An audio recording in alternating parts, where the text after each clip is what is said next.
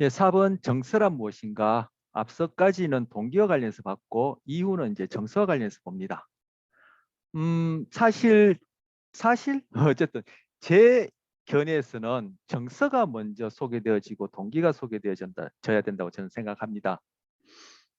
정서라는 것 우리 3장에서 뇌와 정서할 때 좀 다뤘었지만 정서하면은 우리 흔히 내가 슬프다, 기쁘다, 행복하다, 밉다, 공포스럽다, 두렵다, 뭐 불안하다 이런 것들을 정서라 생각하는데 물론 정서가 아니진 생각하는데 엄격하게 얘기를 하면은 금방 자유의지와 관련해서 그런 얘기를 했습니다만 우리가 언어화된 의식, 다른 동물들은 우리와 같은 언어적인 의식이 아니라 다른 형태의 의식을 갖고 있다고 지금 여겨지거든요. 뭐 사실 그렇고 근데 우리와 같은 자연 언어를 쓰는 우리의 경우에 우리가 생각하고 경험하고 느끼는 것, 소위 의식한다는 것은 다 언어적 형태의 의식이에요. 이 얘기는 제가 서술기억, 비서술기억 얘기하면서도 몇 번 거듭 말씀드렸었어요. 근데 언어적 형태의 의식과 관련해서 바로 슬프다, 기쁘다, 뭐 불안하다고 여기는 우리 평소에 이런 것들은 정서가 아니라 바로 감정이라고 번역해요. 이게 이제 구별되는 거예요. 정서와 감정이 그렇게 달라요. 감정은 영어로 feeling이고 정서는 여기 뭐 본문중에도 나옵니다만 emotion이에요. 감정은 feeling, 정서는 emotion인데 감정 feeling이 되면은 바로 내가 언어적으로 의식하게 되어지는 기쁘다, 슬프다, 두렵다 이런 것이 되는 거예요. 그런데 그러한 의식적인 경험, 즉 언어적 의식적인 경험을 하려면은 뭔가 그에 대한 자료가 있어야 되겠죠.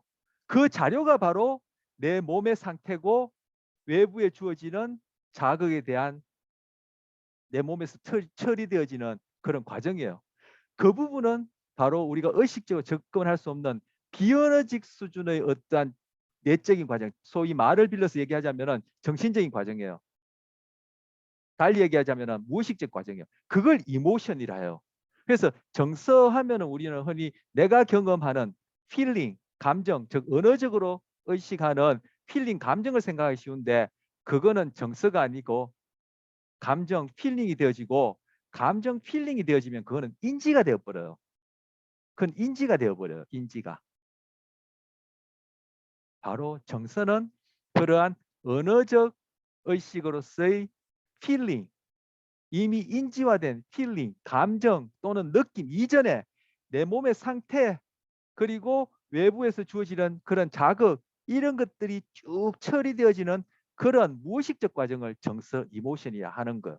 그래서 이 부분이 더 먼저 소개되어지고 동기가 소개되어져야 되는데 책에는 동기부터 소개되어 있어. 그리고 이러한 바탕 때문에 심리학자 중에 어, 이 정서 연구를 하는 사람들은 동기란 말 그거 아까도 얘기했지만 이름이 있다고 해서 그 대상이 있는 것이 아닌 것처럼 자유의지라는 이름이 있다고 해서 김시연이나 컵처럼 그 대상이 있는 것이 아닌 것처럼 동기 그거 애매모호해. 동기 없애버려.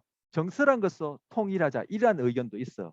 물론 그것이 다 찬성을 안 했기 때문에 그것은 지금 뭐 통용되고 있지는 않지만 그러한 견해가 있다는 것을 제게 얘기를 하는 것이 바로 정서가 먼저 소개되어지고 동기가 소개되어질 뿐만 아니라 동기란 것도 이후에 이 내용을 보면 알겠지만 정서로 거의 다 커버가 돼요. 오히려 동기는 정서로 설명할 수 있다라고 여겨지는 부분이 있기 때문에 어떤 학자들은 동기란 개념 그 용어 없애버리고 정서로 다 얘기하자 이런 사람들이 있어.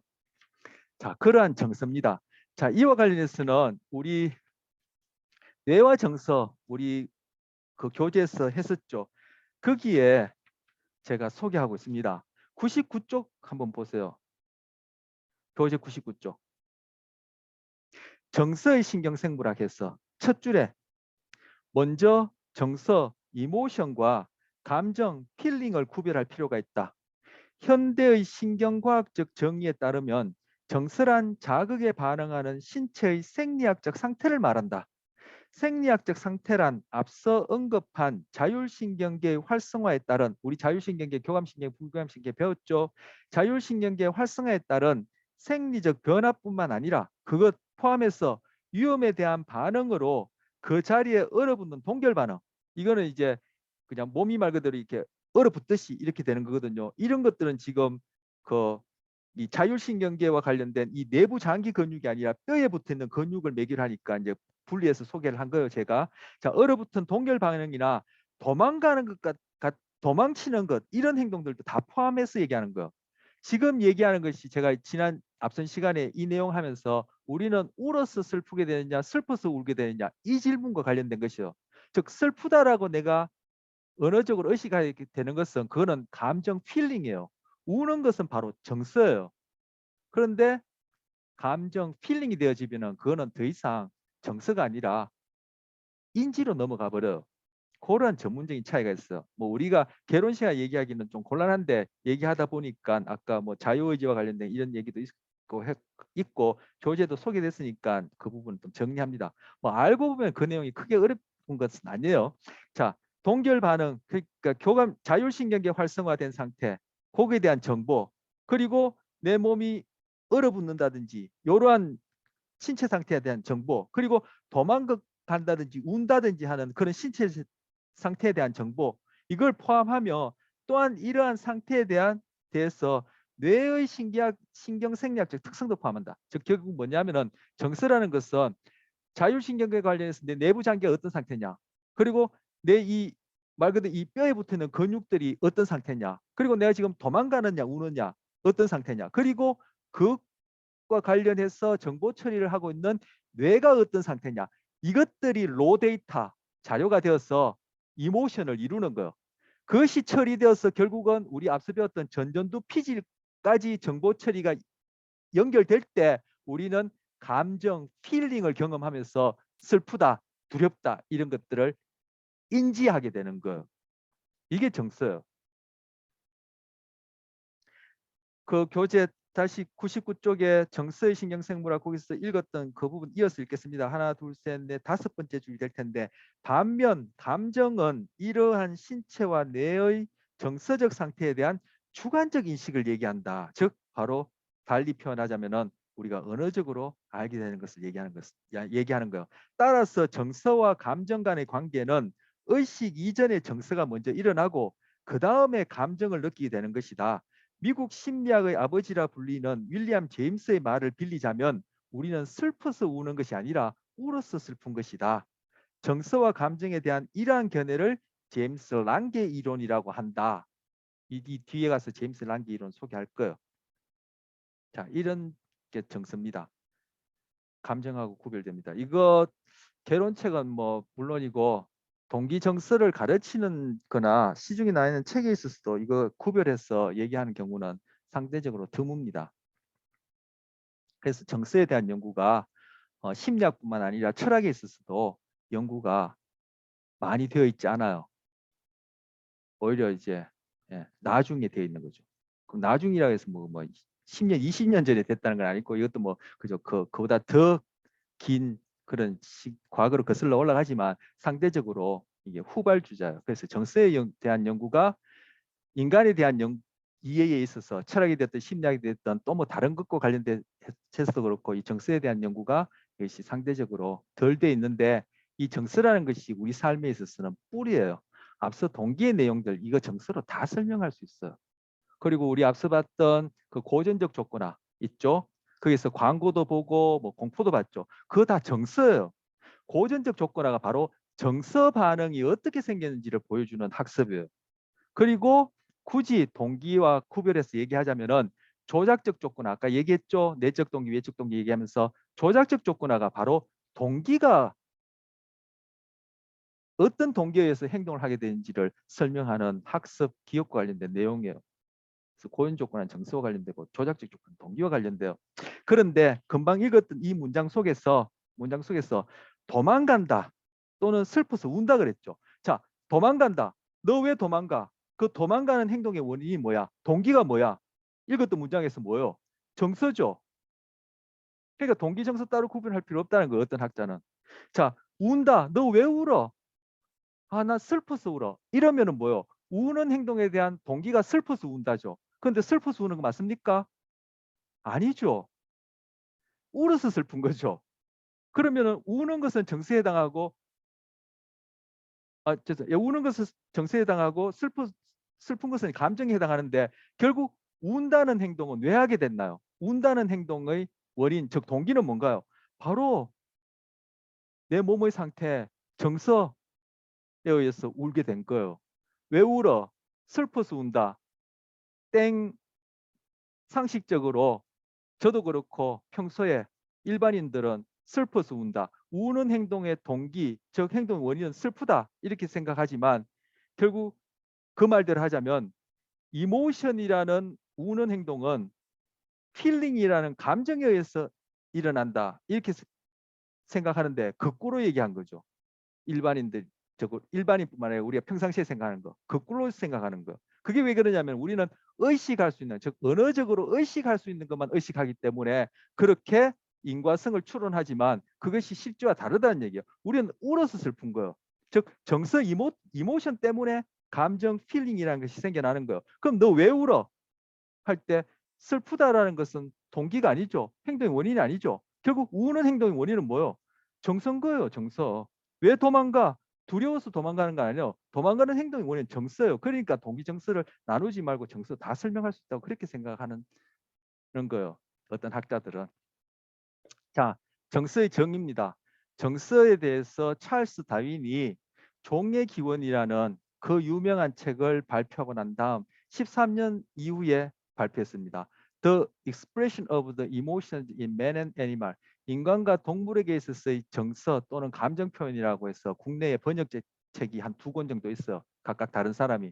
여기에서 찰스 다윈이 진화의 이론의 창시자로 여기진 찰스 다윈이 정서에 관해서도 최초로 과학적으로 소개한 사람이 다윈이에요. 즉 이 얘기는 뭡니까? 정서란 것은 진화의 산물이란 거죠. 여기 문장에 표현했듯이 이건 여기 읽어보시면 될 테고. 그리고 현재 존재하는 유명한 정서와 관련된 뇌과학자, 심리학자 많지만 이 두 사람 소개합니다. 이 사람들 다 뭐 유튜브 또는 테드 동영상, 우리 테드 동영상 몇 번 봤었죠. 그게 검색하면은 이 사람들 강연이 뜨는데 안토니오 다마지오랑 조셉 르두란 사람이 5손가락에 들어가는 정서와 관련된 정서와 관련해서 연구하는 뇌과학자이자 심리학자들이에요. 이 사람들 다 정서는 진화의 산물로 얘기를 하는 겁니다. 즉 생물학적 메커니즘이란 거죠. 하지만 feeling, 감정, 슬프다, 두렵다는 것은 그냥 인지인 거예요. 그러한 언어적 인지는 인간만 있죠. 다른 동물들은 슬퍼서 우는 거 아니에요. 두려워서 도망가는 거 아니에요. 걔네들은 그런 언어적 인지가 있는 게 아니니까. 그게 바로 우리가 갖고 있는 언어의 함정인 거예요. 아까도 뭐 그런 얘기 언뜻 했지만 프란시스 베이컨이 언어에 조심하라. 결국 우리가 우리 스스로를 자기 기만하는 거, 아까 동기와 관련해서 자기 기만한다 그랬죠. 우리가 교만하거나 좌절하는 것도 그것이 결국은 내 스스로를 사실이 아닌 때 그것을 그런 식으로 귀인 즉 추론해서 내 스스로를 속이는 것을 일종이라 얘기했는데 그거 다 언어의 장난이냐, 언어 때문에 갖고 있는 치러야 할 대가인 거예요. 물론 우리 언어 때문에 여러분하고 저거 만나서 이런 학문이란 이름으로 이 짓거리도 할 수 있고 문명이란 것도 만들어낼 수 있지만 그 문명으로 인한 이런 언어적인 인식으로 인한 치료할 대가들이 엄청나죠. 그 현재 우리 주변에 보이는 이거 어떤 이 우리 인류의 문제라는 것이 이거 언어하고 무관하지 않아요. 뭐 지금 정서 감정 얘기하다가 언어 얘기를 하게 됐는데 언어 얘기는 우리 앞서 이 뭡니까 저 7장 접어서 들기 전에 한번 제가 언어와 사고에 관해서 교재있는 얘기 쭉 제가 한번 얘기를 했었죠. 자, 여기서 정서의 정의와 관련해서 다 정서는 진화의 산물이라는 거. 진화 얘기가 자꾸 나오는데 오늘 진도도 갈 길이 뭔데 진화 얘기 간단하게 좀 할까요? 자, 다른 동물이 됐든 사람이 되었던 새끼가 지금 이제 다른 동물도 포함하니까 뭐 사람의 경우도 뭉뚱그려서 새끼라고 표현하겠습니다. 뭐 자손, 예, 새끼가 부모를 닮는 것은 확실한가요? 새끼가 부모를 안 닮을 수도 있나요? 물론 우리가 일상에서 아이고 저놈은 누구를 닮아서 뭐 우리 식구 아니야. 뭐 이런 식으로 얘기를 하지만 그건 우리가 그냥 그죠?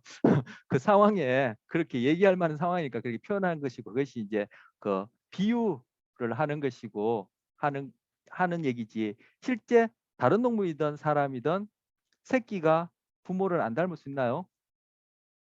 반드시 닮죠. 얼마만큼 닮느냐는 건 따라서 닮죠. 유전이에요.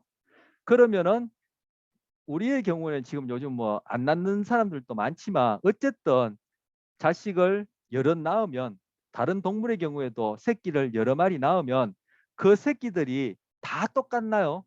유전적 특성이? 아니죠. 조금씩은 다 틀리죠. 대표적 성별도 틀리죠. 다르죠.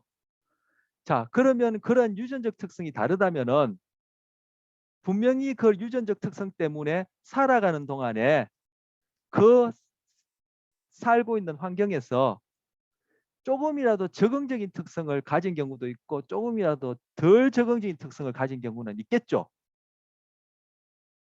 두 번째, 모든 유전적 특성이 동일하지 않다는 얘기는 변이에요. 첫 번째, 새끼가 어미를 담는 건 유전이고, 자, 유전 분명히 일어나요. 변이도 분명히 일어나요. 그러면은 그러한 유전적 특성이 다르다는 변이 때문에 어떤 개체는 환경에 좀 더 잘 적응하고 어떤 개체는 좀 더 덜 적응하겠죠. 달리 얘기하면 좀 더 생존하는데 유리하고 좀 더 생존하는데 또 불리할 수 있겠죠. 아주 미묘한 차이라도. 이것이 적응, 부적응의 얘기예요. 적응이에요. 그렇다면 조금이라도 적응을 잘해서 생존에 유리한 녀석들은 새끼를 낳을, 즉 자기와 같은 유전자를 후대에 남길 확률이 조금이라도 높겠죠. 자, 세 번째 얘기한 적응, 부적응도 반드시 일어나는 일이에요. 그런데 조금이라도 적응을 도움이 된다면 자기가 타고난 그런 특성이 그래서 생존에 유리하다면은 좀 더 자기와 같은 유전자를 남길 확률이 높겠죠. 이게 공유예요.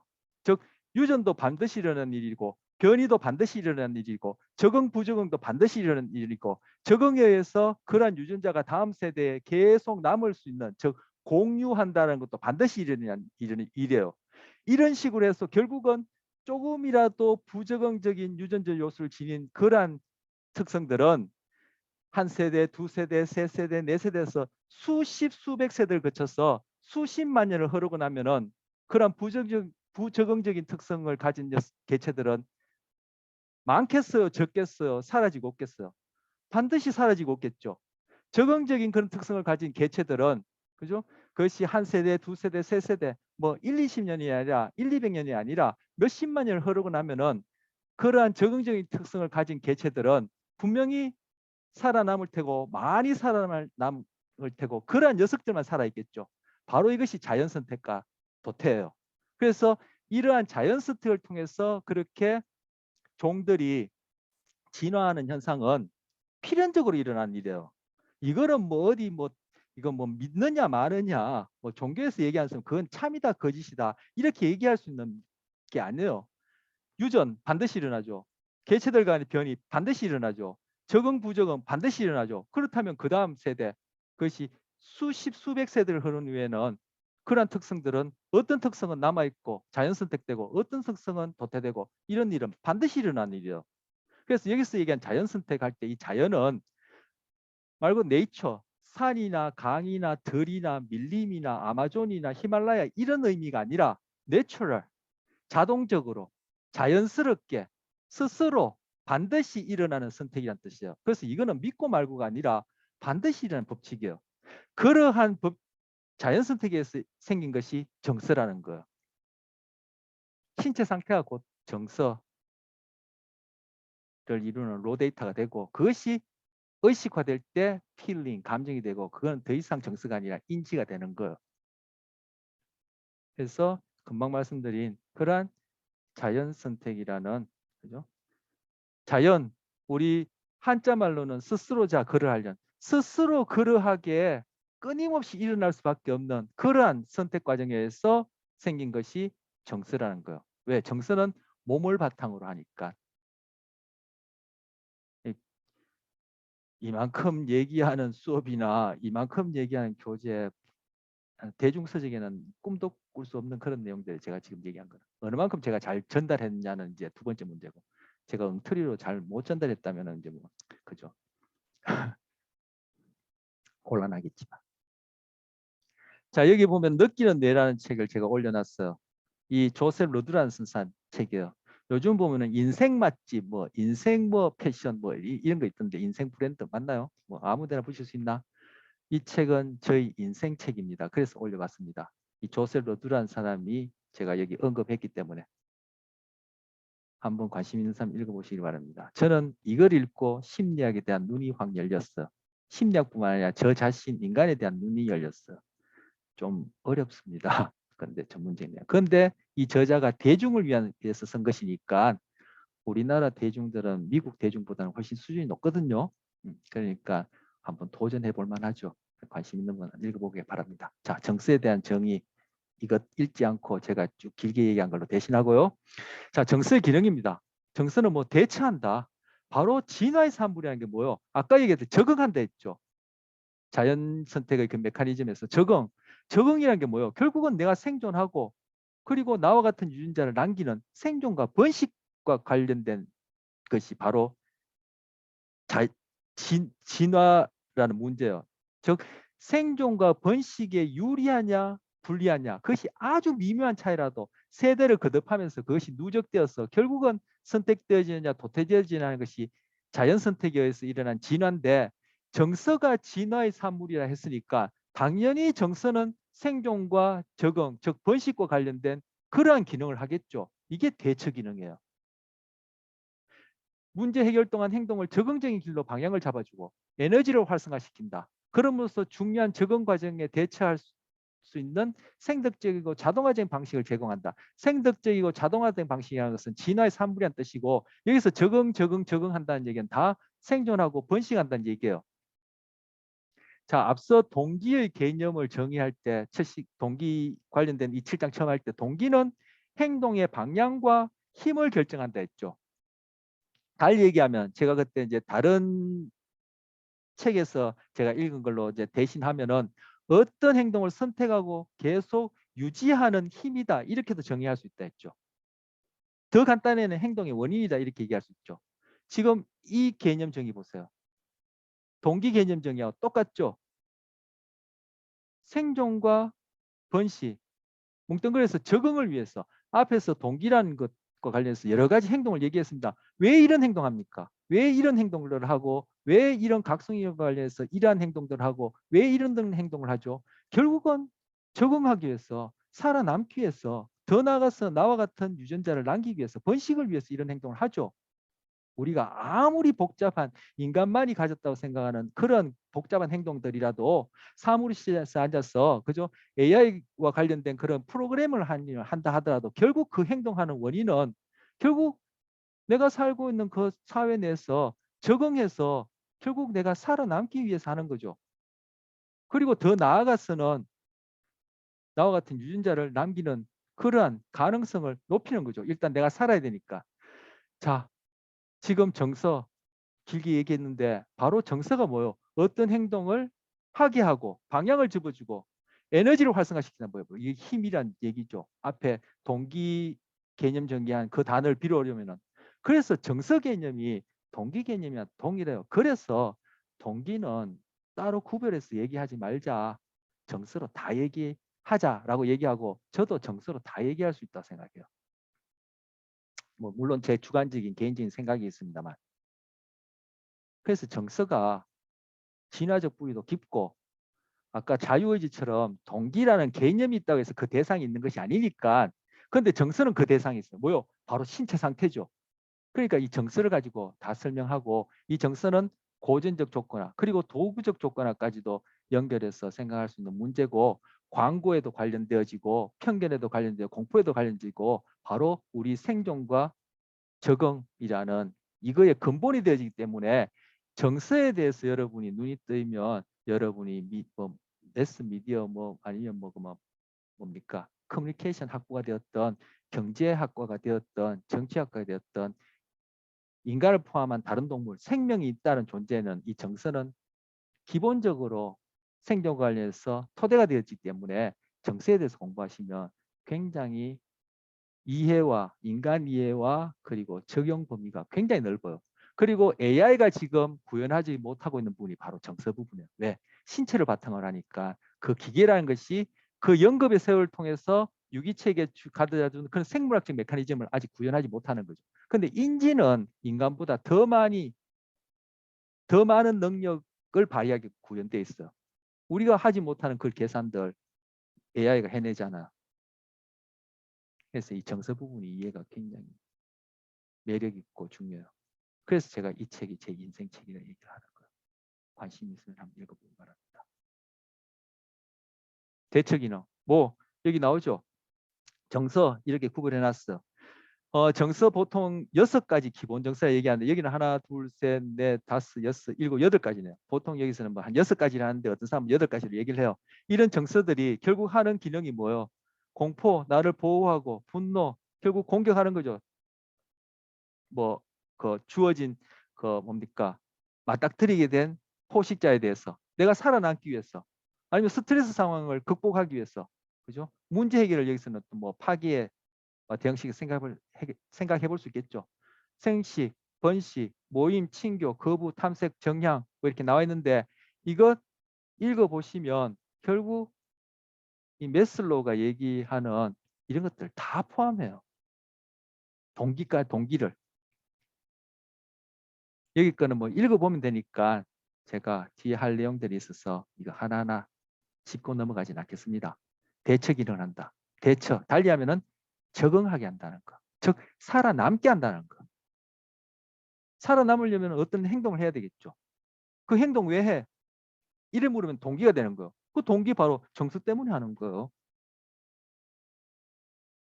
저는 이렇게 봐요. 물론 여기에 대해서 달리 보고 그죠? 논의의 여지가 있고 제가 비판받을 여지도 분명히 있겠지만 자, 그다음 정서의 기능 두 번째 사회적 기능이에요. 강력한 비언어적 소통이에요. 아무리 말이 번지르해도 여러분이 직관적으로 느끼죠. 심리학자가 아니고 그죠? 여기에 대해서 정세 모르더라도 왜 우리는 진화의 산물로서 분명히 정서를 갖고 있고 신체가 내가 의식하지 못하는 수준에서 신체가 반응을 하고 있기 때문에 우리는 제가 여러분하고 이게 말하고 있고 여러분도 뭐늘 말을 하고 있지 않습니까? 눈만 뜨면 말을 하는데 그런 언어나 글이 아니더라도 그 밑에 진짜 그 상황, 그 상대방이 무엇을 의도하는지, 즉 동기가 뭔지 알 수 있는 것은 언어가 아닌 정서를 통해서 아는 거죠. 똑같은 말을 하는데도 저것이 참말인지 거짓말인지 알 수 있죠. 그런데 우리는 거짓말인지 알면서도 속기도 하죠. 자기 기만적 패턴이 있기 때문에. 그래서 어떤 뇌과학자가 얘기합니다. 우리는 스스로 나를 속이려는 욕구가 있기 때문에 다른 사람의 거짓말에 잘 속아 넘어간다. 이렇게 얘기합니다. 그 바로 마이클 셔머의 자기기만적 패턴. 즉 자기기만의 패턴은 다른 동물들도 포함해서 바로 진화의 산물로 주어진 우리의 또 다른 적응적 행동이다. 이렇게 생각을 하는 겁니다. 자, 어쨌든 다시 돌아와서 바로 정서는 강력한 비언어적 소통이에요. 소통 뭐 필요합니까? 나 혼자 사는데 소통 필요 없죠. 즉 사회적, 즉 두 개체 이상 모였을 때, 즉 사회적 기능으로서의 소통 역할을 한다는 거 정서. 그리고 사회적 상호작용을 생성하고 유지하고 해체한다. 이거 뭐 교재에 있는 거 올려놨지만 결국은 사회를 유지한다는 거죠. 사회란 유기체를 유지하는데 바로 이 정서가 중요한 역할을 한다는 거죠.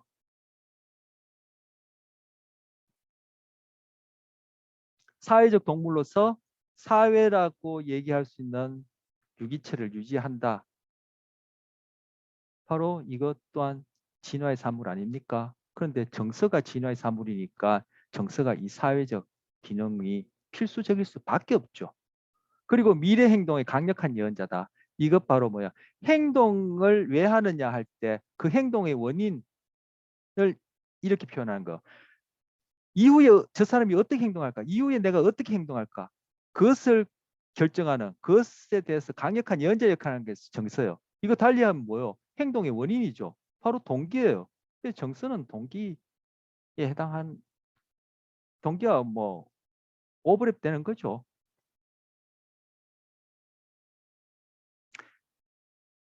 이런 정서 기능과 관련해서 대처 기능도 우리는 사회적 동물이니까 적응한다, 대처한다는 것이 결국 사회적 적응, 사회적 대처예요. 그죠? 아까 제가 뭐 사무실에 앉아서 뭐 AI와 관련된 컴퓨터 프로그램을 한다 하더라도 결국 그 조직 내에서 내가 맡은 행동을 임무를 완수한다는 것은 결국 그 주어진 사회적 환경에서 적응하는 거니까 대처가 되었던 사회적 기능이 되었던 이게 다 사회적 동물로서 우리는 그 사회란 유기체 안에서 살아남기 위해서 생존을 위해서 하는 그러한 기능이 될 텐데 이러한 정서 기능이 제대로 안 되는 사람들이 대부분의 정신질환자들이 정서 기능, 정서에 문제가 있는 거예요. 그래서 제가 아까 정서가 또한 중요하다 얘기하는 거예요. 인간을 이해하면서도 그렇고 이러한 임상적인 경우와 관련해서도 그렇고 인지가 고장나서 정신질환 된다. 아니요. 정서가 고장나서 인지까지 망가지는 거예요. 슬퍼서 울게 되느냐? 아니요. 울어서 슬프게 되는 것처럼 정서가 망가지기 시작해서 나중에 인지까지 망가지는 거예요. 그래서 대부분의 정신질환은 정서의 건강과 관련됩니다. 아까 스트레스 민감한 사람, 편도체가 비정상적 과활성화되는 사람, 즉 불안을 많이 경험하는 사람, 바로 공격성이 높다. 그거 다 정서와 관련된 얘기예요. 그런데 이것이 아까 신체 상태와 관련됐는데 특히 자율신경계, 우리가 배웠던 자율신경계가 거기서 중요한 한 몫을 한다 했죠. 자율신경계 역할은 뭐예요? 에너지 소비하고 저장하는 거죠. 결국 먹고 마시고 똥 싸고 하는 거예요. 불안하다, 스트레스 민감하다, 공격성이 높은 사람 먹고 마시고 자고 싸고 하는 거 잘 안 됩니다. 성기능에도 문제가 있습니다. 왜? 그것이 생물학적 기제, 진화의 산물이기 때문에 그래요. 결국 먹고 마시고 싸고 생식하는 거, 번식하는 거. 결국 바로 생존과 번식과 관련해서 진화의 적응적인 핵심 과제예요. 진화와 관련된 핵심 적응 과제예요. 그것들을 잘하는 그런 유전적 요소가 자연 선택에서 의해서 쭉 진화되어 오는데 그 부분이 취약하다는 것은 결국 정서 문제가 될 테고 정서에 문제 있는 사람은 반드시 먹고 마시고 싸고 배설하고 성기능과 관련해서 문제가 있어. 그래서 바로 먹고 마시고 기본적인 거, 그런 것들을 잘 관리하는 것이 여러분이 스트레스 관리에 출발이 되어지는 거야. 그런데 우리 그런 것 안 하죠. 사람들 도외시하죠. 왜? 인지만 폭발적으로 지금 과하게 증가시켜서 체육 시간 다 빼버리고, 그죠? 뭐 운동할 시간에 공부해라 그러고 그러죠. 그러니까 우리 지금 이제 거꾸로 하여튼 뭐 너무 비정상적으로 불균형하게 그렇게 지금 우리 문명을 이뤄가고 있는 거. 거기에 한몫을 하는 게 바로 언어의 기능이에요. 물론 언어가 가져다주는 적응적인 측면도 분명히 있죠.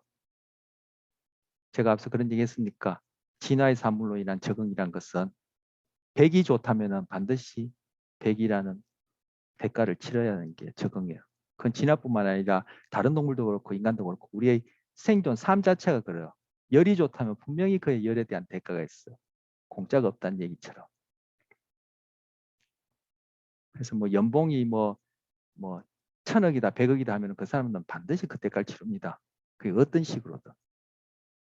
그러니까 뭐 돈이 많고 적고가 뭐 좋다 나쁘다가 아니라 그런 것들을 전체적으로 조망할 수 있는 그러한 눈이 필요하다, 이런 얘기를 제가 하고 싶습니다.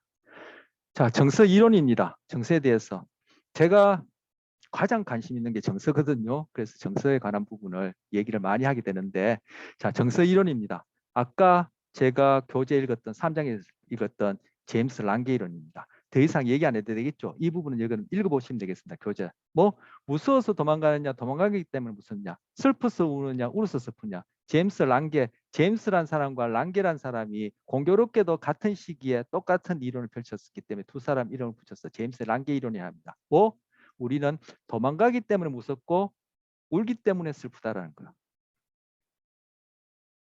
이모션이 먼저고 필링, 감정은 나중에 일어나는 인지라는 거. 그것을 지지하는 증거들이에요. 여기 교재에 나오는 내용인데 이거 다 읽지 않겠습니다. 여러분 휘리릭 읽어보시고 여기서 중요한 것은 결론이에요. 자, 이 연구를 통해서 흥미로운 것은 피험자들에게 정서와 관련된 기억을 해보라고 하니까 정서와 관련된 기억한다. 우리가 기억하고 의식하는 것은 다 언어적이라 했죠. 자, 바로 필링을 경험해보라 하니까 즉 인지가 되죠. 필링을 경험해보라니까 그에 관한 뇌 반응이 일어나기 이전에 벌써 자율신경계에서 활동이 일어나더라는 거예요. 뭐 신체로부터 시작한다는 거죠. 필링 인지 전에 이모션이 제임스 랑게 이론을 지지하는 증거입니다.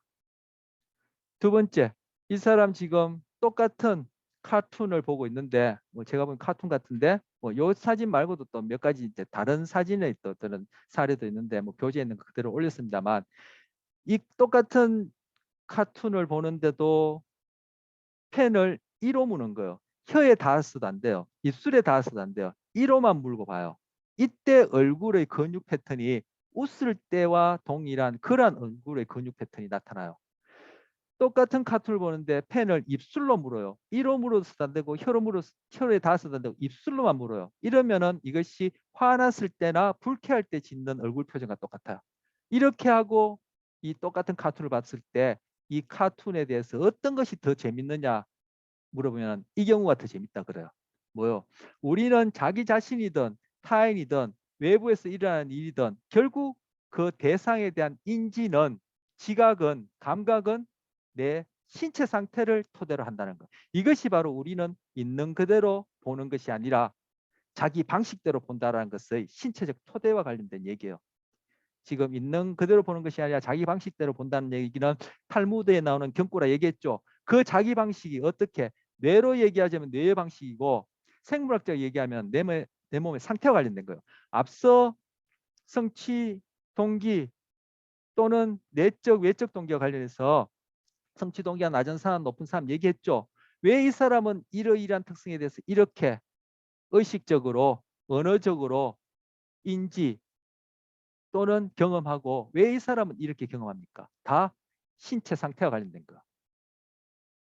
결국은 내가 어떤 신체 상태냐가 세상을 경험하고 보고 해석하고 판단하는 인지를 결정하게 된다는 것을 보여주고 이것이 바로 제임스 랑게 이론을 지지하는 증거들이에요. 이 뇌 연구 그리고 이 연구가.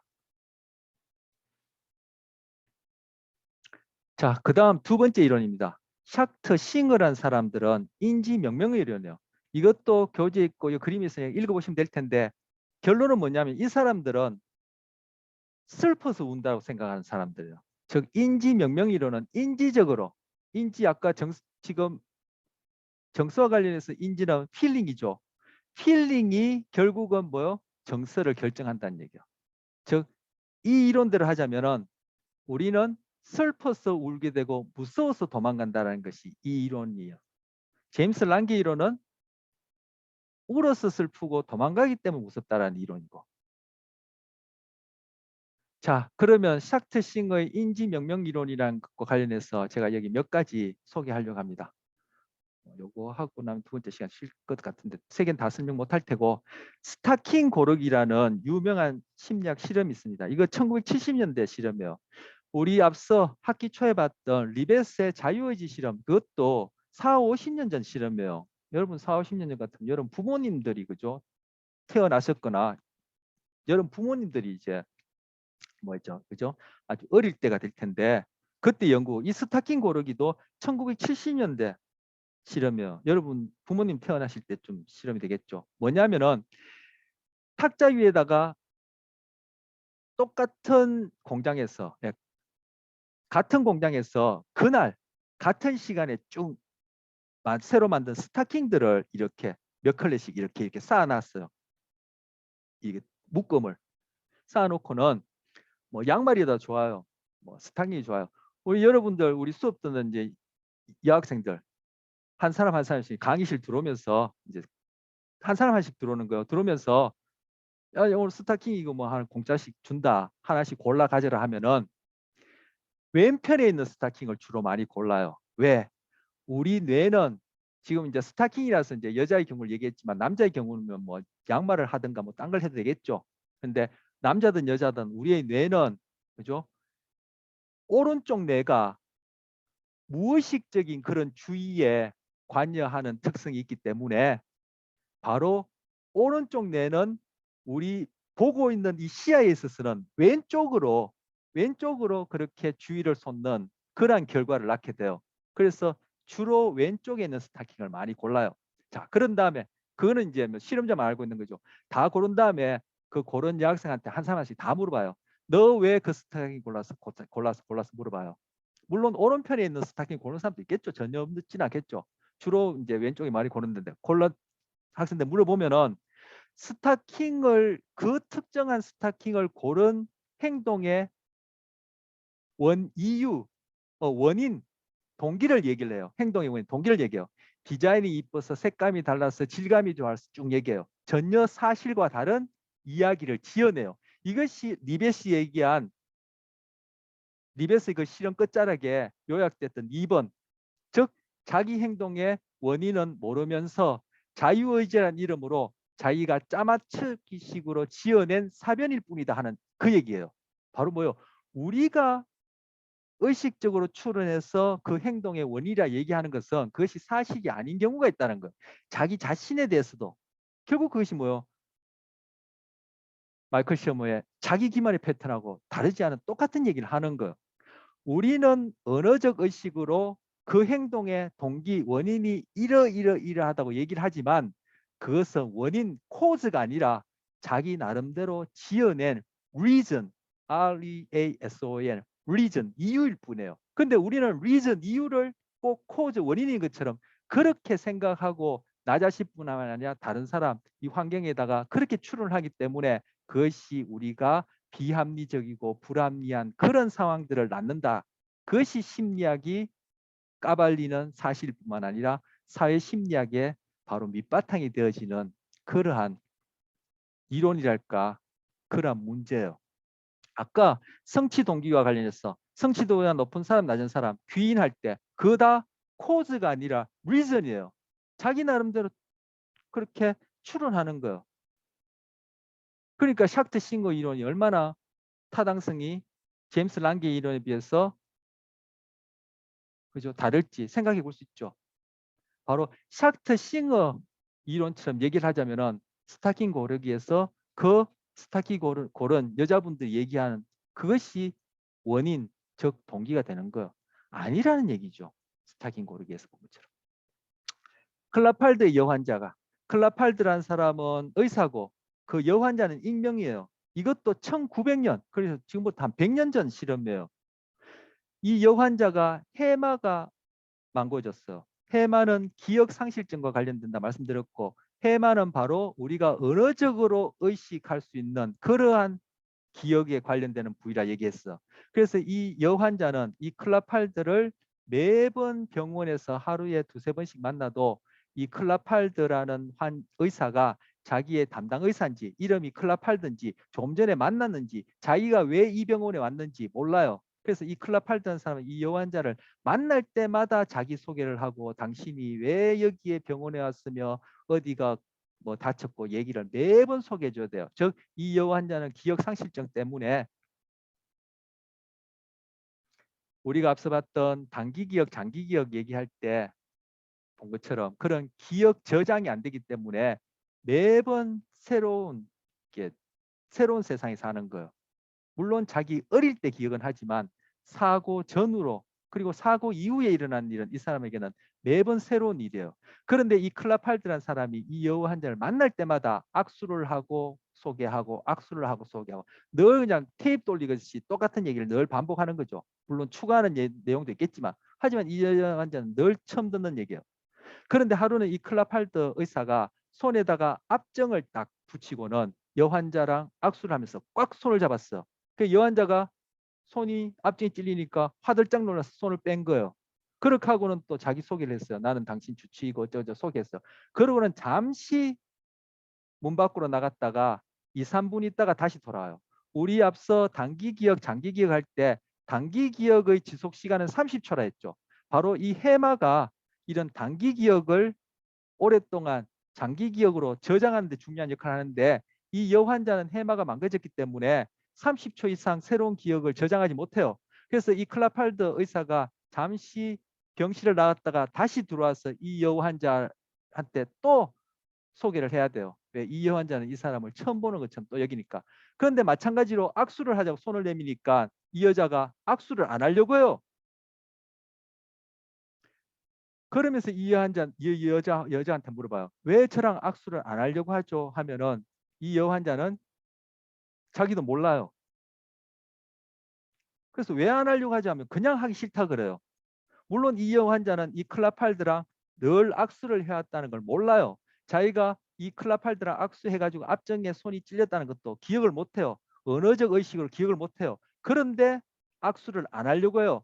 악수를 안 하려고 하는 이 행동의 동기는 뭡니까?